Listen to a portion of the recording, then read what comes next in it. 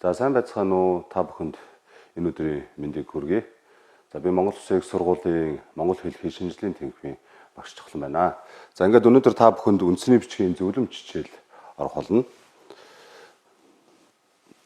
За Монгол Улсын хэмжээнд монгол хэлний элсдийн шалгалтын агуулгаас харахад бол одоо сүүлийн 5 жилд бол монгол бичгийн одоо гүйцэтгэл бол нэлээд өндөр хувьтай өсөж байна. Сүүлийн 5 жилтэй харьцуулахад бол 2025 оны элсдийн шалгалтын одоо хувь бол 10%-аар гүйцэтгэлтэй өссөн. Тэгэхээр энэ бол нэлээд сайн үзүүлэлт байна. Тэгэхээр одоо энэ удаа бол яг элсдийн шалгалтын дээр ямар одоо агуулга дээр бас тодорхой хэмжээнд бас анхааруул зүгээр вэ гэдгийг бол та бүхэндээ яриа. За ингээд элсдийн шалгалтын дээр бол бид эхлээд урт хэгшгийг монгол бичгээр хэрхэн бичих тухай танилцуулъя. За үндсэндээ бол урт хэгшгийг монгол бичигт бол 4 янзаар тэмдэглэж үлдээсэн байдаг. Тэгэхээр та бүхэн энэ одоо слайдаас бол харж олно. Тэгэхээр нэгдүгээрт нь бол хамгийн өргөн хэрэглээтэй байдаг бол урт хэгшиг бол их шиг гийгүүлэгч их шиг гэсэн бүтцтэй урт хэгшиг байж байгаа. За мөн давхар одоо дараалсан 2 их шиг бол орж байгаа. Их шиг гэсэн бүтцтэй байна. За мөн дан их шиг бол орж байна. За ингээд давхар урт татгалтай их шиг буюу их шиг гийгүүлэгч их шиг гийгүүлэгч их шиг гийгүүлэгч гэсэн ийм бүтцтэй байж байна. За ингээд та бүхэнд дарааллынхаа дагуу их шиг гийгүүлэгч их шигийн бүтцийг танилцуулъя. За ингээд их шиг гийгүүлэгч их шигийн бүтцээр бол уг нийлэмжийг бол голцоо Г бол одоо илэрхийлдэг. За ингээд бид бол урт А үсгийг бол эндээс харж олно. За урт А хэсгэнд бол үгийн ихэнд бол агаа гэсэн бүтцтэй. За үгийн дунд бол мөн агаа, ига, угаа гэсэн бүтцтэй. За үгийн адагт бол мөн агаа, ига, угаа гэсэн бүтцтэй байж байна. За мөн одоо ир имээсээ хамаарат бол ер нь бол ия гэсэн бүтц бол орж ирнэ. Энэ бол үгийн дунд болон үгийн адагт. За мөн одоо цаслахтай бүтц мөн бол одоо үгийн адагт бол тохиолддог. Тэгэхээр эндээс бол бид цөөхөн тооны хэдэн жишээ үгээс бол ажиглаж болно. Жишээлбэл энд харагдаж байгаа ухаан гэдэг үг дээр харагдаж байна. Ухаан гэдэг үгээс агаа гэдэг бүтц эндээс харагдаж байна. Тийм учраас ухаан гэж шууд унших боломжтой байна. За энэ дээр жигабури гэдэг үг дээрээс үеү заавар гэдэг үг харагдаж байна. Ига гэдэг бүтц харагдаж байна. Тэгэхээр заавар гэж шууд унших боломжтой байна. За дараагийнх нь утугаа гэдэг бүтц харагдаж байна. Энэ дээр угаа гэдэг бүтц харагдаж байна. Тийм учраас утаа гэж унших нь байна. За дараа нь тушаа гэдэг үг харагдаж байна. Эндээс бол бид ия буюу тушаа гэж унших нь байна. Дараа мөн хабуржа буюу хабуржия энэ дээр байж байгаа. Ияг бол бид урт хэгшгээр бол унших нь байна гэж ойлгож болно гэсэн үг. За энд урт хэгшгийн э үсэг харагдаж байна. За үгийн ихэнд э гişиг бол одоо эгэ гэсэн бүтцтэй харагдаж байна. За мөн үгийн дунд эгэ, игэ, үгэ гэсэн бүтцтэй, үгийн адагтаа мөн адилхан эгэ игэ үгэ гэсэн бүтцтэй харагдаж байна. За мөн түрүү нөгөө их шиг зохицохоос хамаарат ия бол урт хэгшигтэр бол гардаг. А хэсгийг илэрхийлж байгаа бол ие нь бол одоо э хэгшгийг бол урт хэгшгийг бол илэрхийлж байна. Тэгэхээр ие гэж үгийн дунд орж байна. За сүүлтэй хэлбэр буюу ие нь бол үгийн адагт мөн цаслахтай хэлбэр бол үгийн адагт орж байна гэж харж болно. За энэ жишээ өгсөн хэдэн үгнээс бол бид харж болно.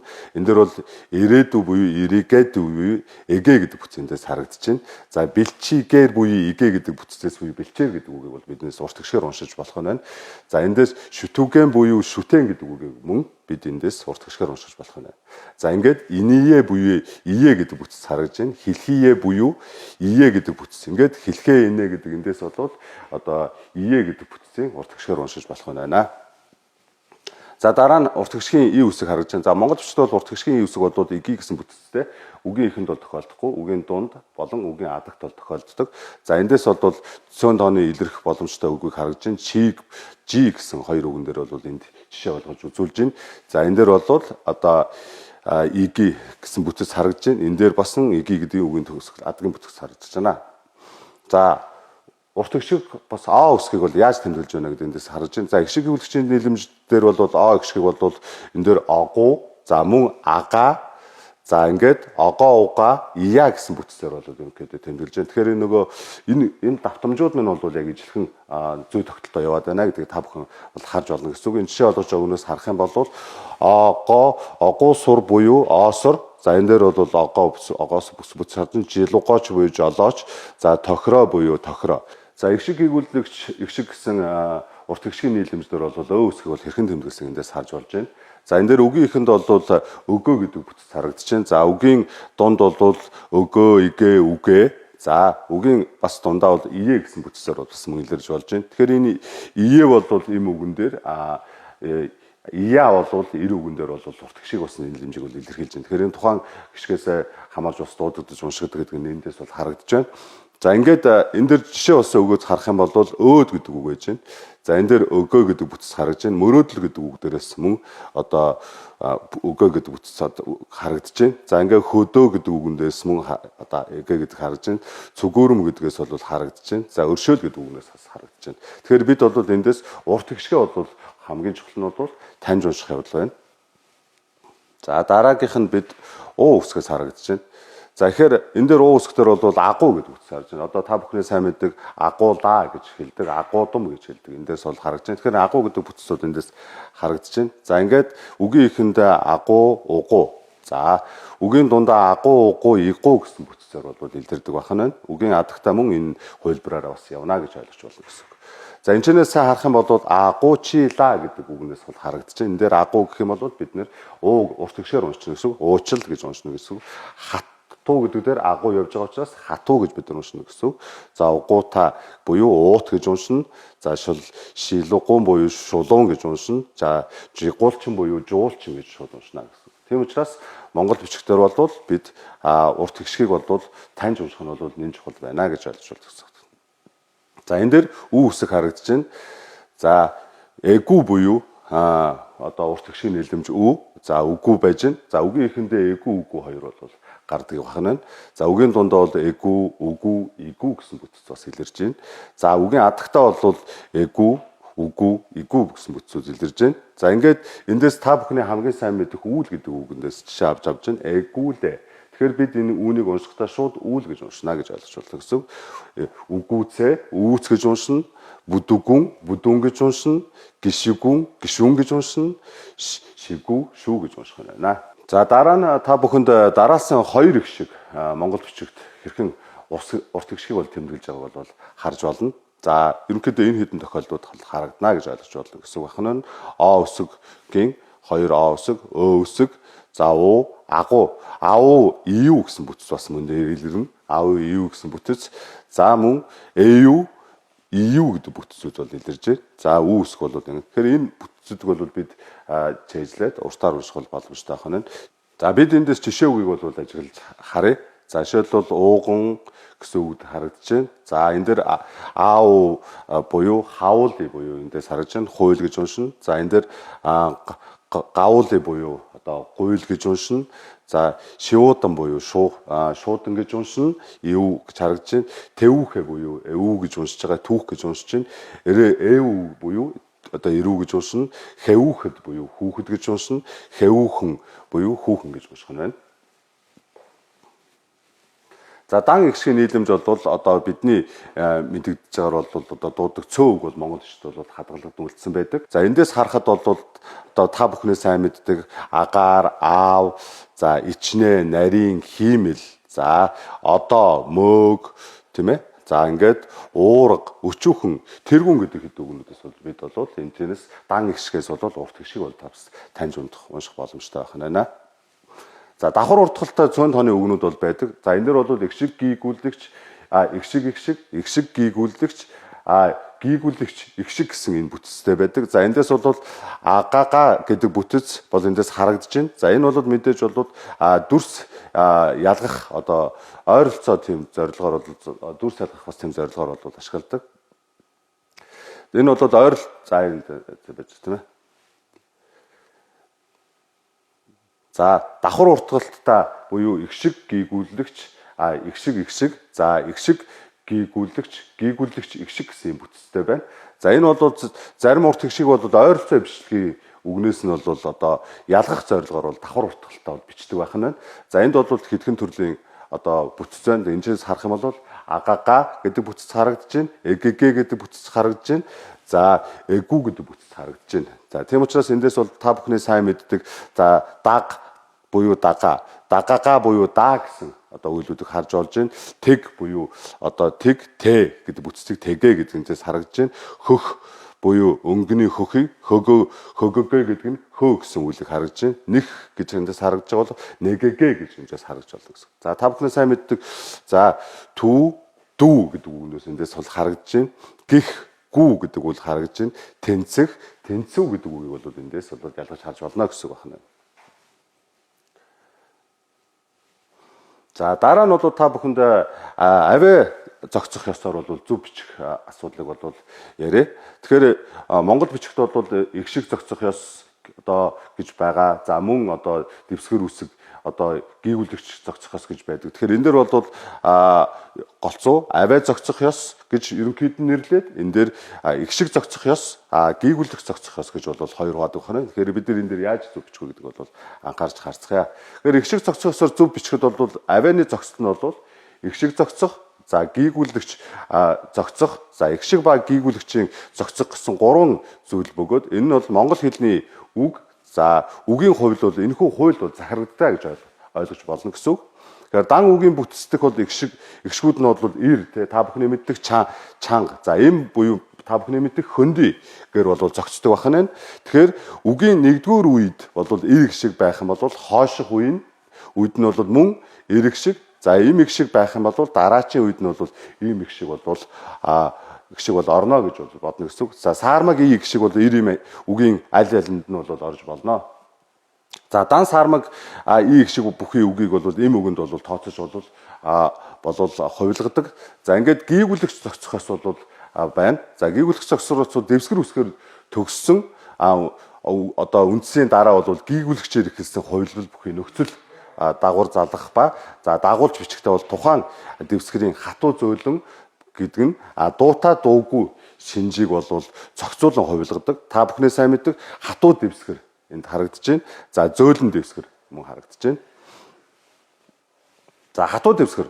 За хатуу дэвсгэрээр төгссөн үгийн дараа бол үг оршихын Т ялгалын Д, үйлдэхийн одоо хэвийн Т хувилбар. За үйл үгийн зэрэгцэх нөхцөлийн Ч. За мэддэгдээгүй өнгөрсөн цагийн нөхцөлийн Ч хувилбарыг бол дагуулж одоо бол залгаж бичдэг. Тэгэл эндээс харах юм бол хатуу дэвсгэрийн бол багар сад дээр нэмэх нь саяны нөхцлүүдийг бол тур төр тийм ээ та ч гэдэг энэ нөхцлүүдийг бол бичиж чухаж ч гэдэг нөхцлүүдийг бол бичнэ гэж бол ойлгож болно гэсэн үг. Харин зөөлөн дэвсгэр үеийн намлан.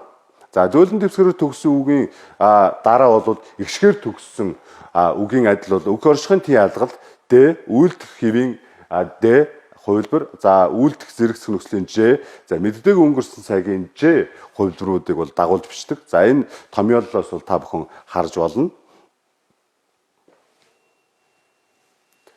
За бас нэг хэдэн анхаарах ёстой зүйл байгаа. Жишээ нь ДС дэвсгэрийн дараа тухайн Г гүйгүүлэгч бол ерөөсөө ордоггүй.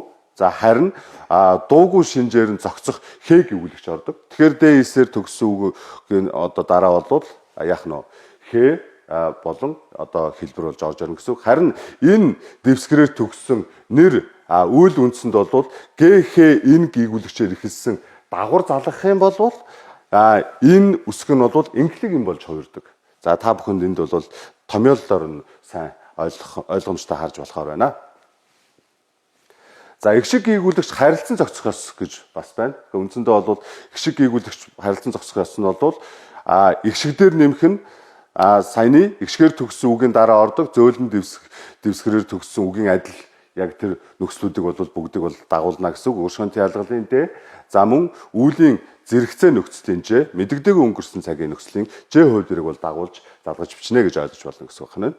За одоо ингээд та бүхэнд их шиг жиргэлэх болон холбох ёсны тухай бас орё. Яаж их шиг жирлэх вэ гэхээр зарим гүйгүүлэгчээр төгссөн үгэнд бол зарим гүйгүүлэгчээр ихсэн нөхцөлийг залгахад бол их шиг бол жиргэлдэг. За үүнийг бол их шиг жиргэлэх ёс болон холбох шиг дүрм гэж нэрлэдэг байна. Яагаад их шиг жиргэлэх ёстой байдаг вэ? За монгол хэл бичгэн их шиг гүйгүүлэгч ээлжиж ордог үеийн тогтолцоотой.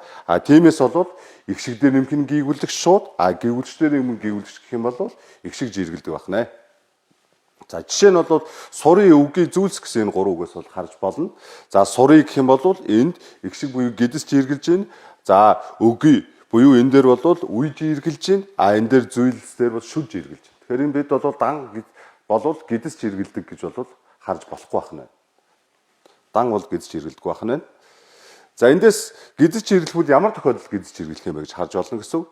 Тэгэхээр NBD9 ил буюу энэ дэвсгэрүүд дээр бол гидэж хэрэглэнэ. За үүний бол одоо энэ гүйгүүлэгчээр төгссөн үгдэр за яаган молор гэж та бүхний хэлдэг. Одоо энэ гүйгүүлэгчээр ихэлсэн нөхцөлийг бол залгахад бол дунд нь бол гидэж хэрэглэдэг байх нь.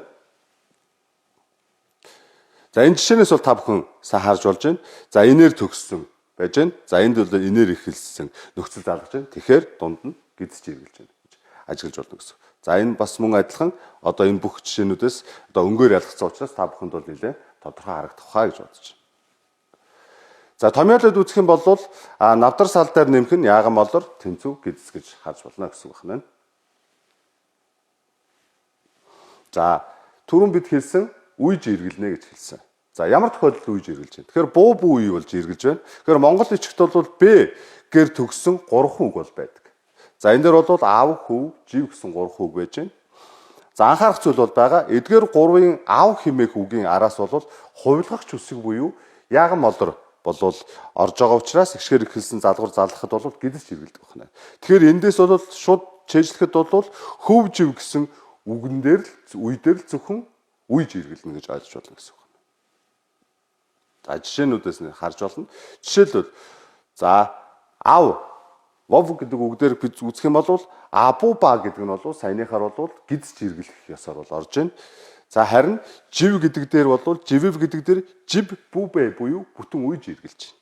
За энэ дээр хөв гэдэг дээр хөв бүбэ үйл бүтэн үйж хэрэглэж байна. Тэгэхээр энд бол хүбүбэ, жибүбэ гэдэг үгнээс бас эндээ одоо бол дүрс ялгаж байгаа бас нэг одоо зүйл гэж ажиглаж болно гэсэн үг байна.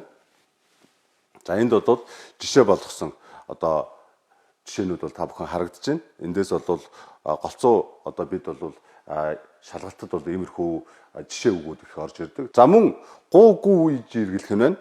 За Монгол бичгт бол одоо гээгэр төгссөн өг хэмээх үгэнд бол хувилгагч үсгээр ихэлсэн нөхцөл залхад бол гүү үе болж эргэлдэг байна. За энэ дээр шилбэл өггүүнэ гэдэг нь бол зөв байх нь. Харин энэ бол үхүүнэ буюу болно гэсэн үг. Тэгэхээр бид бол эндээс бол дүрс ялгаж байгааг ажиглаж болно гэсэн үг. За дараагийн зүйлдээс бол энд бас одоо өгсөн жишээнүүдээс харж болно гэсэн үг. Энэ дээр саний харагдж байна өггүүнэ. Өггүмэ ч юм уу энэ жишээнүүдээс бол бид харж болно гэсэн үг байна. За үүн дээр дурдсан хоёр жишээн дээр бол бид жишээлбэл харуулъя. Жишээлбэл хөвөв гэдэг үг дээр тийм ээ. За хөв бүбэ гэх юм бол одоо усанд хөвж байгаа зүйлийг хэлж байна. Харин хөв бүбэ гэх юм бол утас хүүхийг хэлж байна. Тэгэхээр энэ дээр бол энэ үйж эргэлж байгаа нь бол эндээс харагдаж байна тийм ээ. Тэгэхээр бид бас эндээс дүрс ялган бичиж байгаа зарим зүйлийг бол ажиглах боломжтой. За харин өгнө гэдэг дээр бол өггүүнэ гэх юм бол бид одоо хүнд юм өгөхийг хэлж байна. Харин энэ дээр дараагийнх нь бол үхүүнэ гэдгийг бол бид ялгаж байгаа. Тийм учраас энэ зарим тохиолдолд бол Монгол бичигт үе одоо жиргэлж байгаа нь бол энэ бас одоо үгийн утгыг бол одоо дүрс ялган ялгаж байгаатай бас давхар холбоотой асуудал байна. За түрүүн шүд жиргэлж болно гэж хэлсэн тийм ээ. За эндээс харах юм бол зүйл, цэцэг, өвдөг гэдэг үгнүүдээс харагдаж байна. Зүйл гэдэг дээр зүйлс болж байна. За цэцэг гэдэг дээр цэцгэс болж байна. За өвдөг гэдэг дээр өвдгөвч гээд дандаа шүд жиргэлсэн байна. Шүд жиргэлсэн. За эндээс ингээ харах юм бол одоо иймэрхүү томьёолоор бол харж болно гэсэн үг. Зүйл дээр нэмэх нь нийс, цэцэг дээр нэмэх нь нийс, өвдөг дээр нэмэх нь эвчээ. За ингээд бол энэ дээр бол хаана шүж эргэлж байгаа гэдэг нь маш тодорхой харагдаж байна гэж ойлгож болно гэсэн үг. За анхаарах бас нэг зүйл бол байгаа. За Монгол бичигт бол сүүл энээр төгссөн хан, сун, тун, чин гэсэн дөрвөг бол байдаг. Дөрвөг байгаа. За эдгээр гурван одоо үгнүүдэд гурван үгэнд нь бол тодорхой холбохын одоо хэ болон одоо хэвийн га нөхцөлийг бол бичгэд бол сүүл энэ нь бол ихэнхлэг болж хувирдаг. Сүүл энэ эхлэн болж хувирж байгаа. За эндээс харах юм бол ханах, сунах гэх мэтлэн гарч ирж байна гэж бодож байна. За бидний хамгийн их одоо элсдийн шалгалтын даалгавар дээр бол хамгийн их алддаг зүйл бол энэ дүрс ялган бичгүүг. Тэгэхээр бид бол энэ дүрс ялган бичгүүгийг бол аль болох тогтоох хэрэгтэй. Тэгвэл тогтоохтой бид нар одоо зүй тогтлоор нь ойлгож тогтоох хэрэгтэй. Ер нь бол дүрс ялган бичгийг бол хоёр төвшөнд бол хувааж үзэж болно. Нэгт нь бол дуудлага ижил дүрс нь өөр үгс гэж бол ажиглаж болно. Энэ чинь жишээлбэл ном ав, ан ав гэдэг үгээр бол бид бол жинээс нь ялгаж болно гэсэн. За нөгөөх нь болохоор дуудлага нь өөр мөртлөө дүрс нь ижил үгүүд байж байна. За жишээлбэл орд, урд гэсэн хоёр үг жинээс харагдаж байна. Тэгэхээр бид бол эндээс бол дүрс ялгах гэдэг нь ижил авиагаар дуудагддаг. За үгсийг утгаар нь ялгаж өөр дүрсээр бичгийг бол хилдэгэ гэдгийг бол ерөнхийд нь ойлгох хэрэгтэй. За өөрөөр хэлэх юм бол дуудлага нь ижил бичлэг өөр үгс юм байна. Жишээлбэл эндээс харах юм бол за нар, сар гэдгийн нар, эмч нар гэдгийн нар харагдаж байна. За энэ дээр түрүүний жишээ болгосон ном ав, ан ав гэдгээс харагдаж байна. За энэ бар гэдэг бол бар хэвлэл гэсэн санааг илэрхийлдэг. За энэ дээр барс гэдэг буюу арслан гэдэг харж байна. Эндээс бол бид тодорхой өгсөн жишээнээс бол харж болно. За ингээд дуудлага ижил дүрс өөр үгс гэж ер нь ямар үгсийг хэлж байна гэдэг бид харъя. За дүрсээр ялган бичих нь бол хам утга хамаарахгүйгээр ер нь тухайн үгийг бол одоо харангуйтаа утгыг шууд мэдэж болдгоор бол давуу талтай байдаг. За мөн одоо бичгтээ бол аль утгаар нь хэрэглэхээс хамаарж бол одоо ялгааг нь бол боддог учраас хүний бодос сэтгэх сэтгэлгээг бол тэтгэж байдгаар бас давуу талтай гэж ойлгож болно гэсэн үг. За эндээс харах юм бол монгол бичигт бол энэ дуудлага ижил дүрс өөр үгсийг бол бичгтээ ихэнхдээ бол нэр үг байх юм бол орхиц, за үйл үг байх юм бол сүүл, дүрслэх аваа дуурайх үг байх юм бол дэвсгэр үсгээр бол төгсгдөг гэдгийг бол та бүхэн анхаарах хэрэгтэй. Энэ бол үг зүйн зарчим буюу үгийн язгуурын хэлбэрээр бол үгийг ялган тавьж болж байна гэдгийг бол харж болно гэсэн. За одоо энэ шийдэл бол хар гэх юм бол орхиц байж байна. Тэгэхээр энэ бол нэр үг байх нь байна. За сүүл үгээр төсөж байгаа энэ бол хараа буюу үйл үг байх нь байна. Хэрвээ дэвсгэрээр төгсөж байгаа хар байх юм бол энэ бол дүрслэх үг байна гэж ойлгож болно гэсэн. Үүнтэй адилхан дараагийн жишээнээс бол харж болно гэсэн. За ийхүү бичлэгээр нь бол дүрс ялган бичих бас нэгэн шалтгаан бол харь гаралтай зарим үгийг бол уугуул монгол үгээс нь ялгах бас зорилготой байдаг. Жишээлбэл энд бол бидний сайн мэдих бэлэг буюу оюун бэлгийн бэлэг гэдэг үг байж байна. Мөн бэлэг одоо тэмдгийн бэлэг гэдэг үг. Энэ хоёр үг бол хоёулаа үндсэндээ бол уугуул монгол хэлний үг биш, энэ төр гаралтай үг гэдгийг бол энд бол ялгаж ингэж өөрсдийнх нь одоо дуудлагаар нь бол авч хэрэгэлсэн. Тэгэхээр энэ мэтлэн монгол хэлний уугуул үгээс мөн харь гаралтай үгийг ялгах үүднээс болвол ижил дуудлагатай үгнүүдийг бол дүрс ялган бичдэг уламжлал бол нэлээд байгаа. За харин хоёрт нь бол дуудлага өөр, дүрс ижил үгс байж байна. Та бүхэн энэчнээс бол жишээнүүдийг харж болно. За жишээ нь бол баях, тийм ээ? Бэх, за одоо бард, бэрт, за байр, бэр, за мэдээ, мэтэг ч юм уу, манд, мэнд, за найд, нийт, өрх, зүрх, өр. За ингээд өд, өт, одоо огт, угт, тийм ээ? Орд, урд, орос, урс, ор, өр, он, өн, идэ, итэг, алд, алт, ат, ат гэж бол бид бол эндээс бол жишээнээс бол харж болно. За өнөөдөр бид зөвлөмж хичээлээр бол 3 зүйлийг үзлээ. За урт хэгшгийг бол монгол бичгэд хэрхэн бичих ёстой. За үүний зөв тогтол нь бол та бүхэнд харагдаж байгаа. Энэ дөрвөн одоо нийлэмжээс бол бүрддэг байх нь байна. За мөн одоо давтаж хэлэх юм бол их шиг, гийгүүлэгч, их шиг гэсэн бүтцтэй. За энийг бол чийжлэхэд бол бид бол голцоо нөгөө хүрд чийжилж байгаа юм шиг ага, одоо агуу, уу, эгүү, үү гэх мэтлэн одоо өөрсөндөө тохирсон энэ хүрдийг бол зохиож, за энэгээрээ бол өөрөө дуудлага болгож чийжлэх юм бол энэ их шиг гийгүүлэгч, их шиг гэсэн бүтцтэй үгийг бол бид бол шууд таньж урт хэгшгээр нь бол унших боломжтой. За мөн дараалсан хоёр их шиг бол хоёр төрлөөр орж иж байгаа. Нэг нь бол одоо монгол хэлэнд дуудагдж байгаа тэр урт хэгшгээрээ, зарим үг нь болохоор харь гаралтай үгийг бол тэмдэглэж, тэр нь бол хоёр их шиг нь бол ижилсэж ийм урт хэгшиг болсон ийм шинүүд байдаг. Тэгэхээр энэ бол урт хэгшиг бол бүрэн одоо дуудагдах боломжтой ийм одоо хэлбэр. Тэгэхээр энэ хэлбэр бол хараад бол шууд таних боломжтой байх нь байна. За эндээс бол бид бол зарим а үсгэж юм уу дэвсгэр үсгээс нь ялгаж бол мэдээж бол унших хэрэгтэй. Тэнд бол шүдтэй шүдгүүгээр бид ялгана. орчин цагийн монгол хэлэнд одоо дан игшгээр тэмдэглэгддэг үг болвол энэ бол цөөн үг учраас та бүхэн бас чэйжлэх боломжтой байх нь байна. За давхар уртгалтаа бол та бүхэн түрүүн тайлбарласан жишээнээс үлээ игшиг гийгүүлэгч игшиг гийгүүлэгч гийгүүлэгч гэсэн энэ бүтцтэй төрөний гаргасан цөөн 3 бүтцээс бол давхар уртгалыг бол бид таньж уншиж болох нэ. За дараа нь бол бид авиа зохицуулан бичих ёсны тухай ярьсан. Тэгэхээр энэ авианы зохицол нь бол игшиг зохицох, гийгүүлэгч зохицох, игшиг ба гийгүүлэгч зохицох гэсэн 3 зүйл бөгөөд за монгол хэлний авианы үг, за үгийн хувирал бол энэхүү хууль бол захирагддаг гэдгийг бол маш тодорхой хэлсэн.